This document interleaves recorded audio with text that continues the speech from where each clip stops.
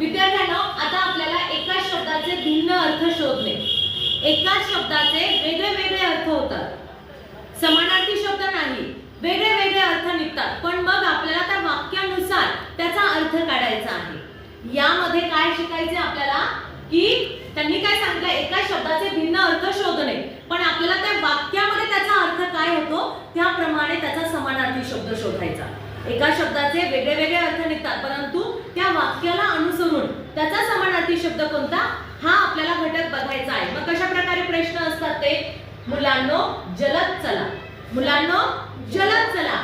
जलद याच्या खाली काय केलेले आहे, अंडरलाईन मारलेली आहे, रेष मारलेली आहे. म्हणजे तुम्हाला जलदचा समानार्थी शब्द शोधायचा. मग मुलांनो जलद चला म्हणजे काय म्हणतो आपण, लवकर चला. जलद म्हणजे ढग, जलद म्हणजे लवकर, जलद म्हणजे पक्षी की जलद म्हणजे हळू, लवकर. मग किती नंबरचा पर्याय, 2.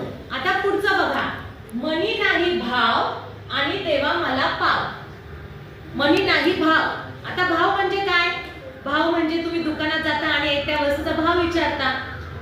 एखाद्या मुलाला तुम्ही म्हणता चल ना माझ्यासोबत, मग त्याला लय भाव चढतो है की नाही, वेगळा वेगळा अर्थ निघतो की नाही.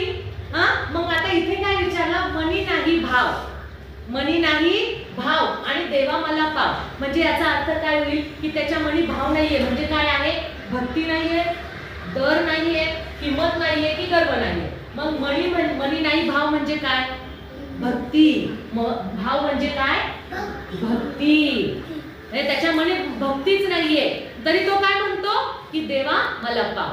आता पुढचं काय आहे, मुलांचा ओढा खेळण्याकडे आहे. ओढा म्हणजे काय, नाला. तुम्हाला माहितीये ओढा म्हणजे काय, आपण धरून ओढतो त्याला ओढा, हो की नाही. आणि ओढा आहे त्या गोष्टीकडे त्याचा खूप ओढा आहे. म्हणजे काय, नाला. मनाचा कल, ताण की काठ, काही मनाचा कल. मुलांचा मनाचा कल खेळण्याकडे जास्त आहे. इथे नाला होणार नाही किंवा ताण होणार नाही किंवा काठ होणार नाही. समजलं.